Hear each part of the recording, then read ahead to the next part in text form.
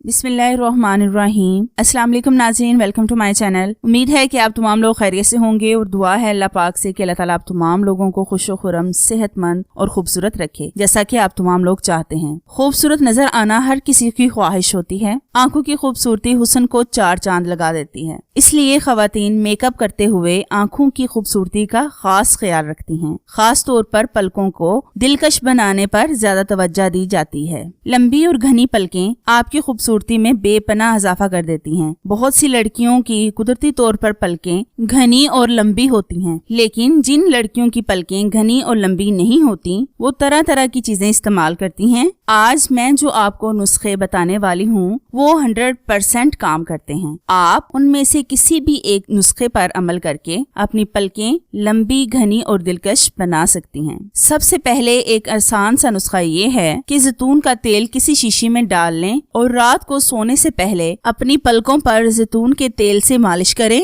और सुबह उठकर आंखें धो लें। चंद दिन के इस्तेमाल से आपकी पलकें लंबी और घनी हो जाएंगी। नुस्खा नंबर 2, ये मेरा आजमूदा नुस्खा है, बहुत ही आसान और बहुत ही इफेक्टिव है। मैं खुद भी इस्तेमाल करती हूँ। इसके लिए आपको सबसे पहले चाहिए aloe vera gel 1 teaspoon. Aloe vera gel अगर आप बाजार की इस्तेमाल करना चाहें तो वो भी इस्तेमाल कर सकते हैं, लेकिन अगर आपके पास फ्रेश एलोवेरा जेल मौजूद है तो वो ज्यादा बेस्ट है। कलौंजी का तेल 4 ड्रॉप्स, कैस्ट्रोल ऑयल 4 ड्रॉप्स, जैतून का तेल 4 ड्रॉप्स। इन तमाम चीजों को अच्छी तरह से मिक्स करें और मस्कारा वाली खाली बोतल लें, उसको अच्छी तरह से धोकर और उसमें ये ऑयल डाल लें और रात को सोने से पहले मस्कारे वाले ब्रश से अपनी पलकों पर अच्छी तरह से लगाएं। इसका कोई भी साइड इफेक्ट नहीं है। आपने इसको बिला नका इस्तेमाल करना है और इसके साथ ठंडे पानी और ताज़ा पानी का इस्तेमाल ज्यादा करें। पलकों के लिए नहायत ही मुफीद है ये, जो कि इन्हें तरोताज़ा रखने के साथ साथ सेहतमंद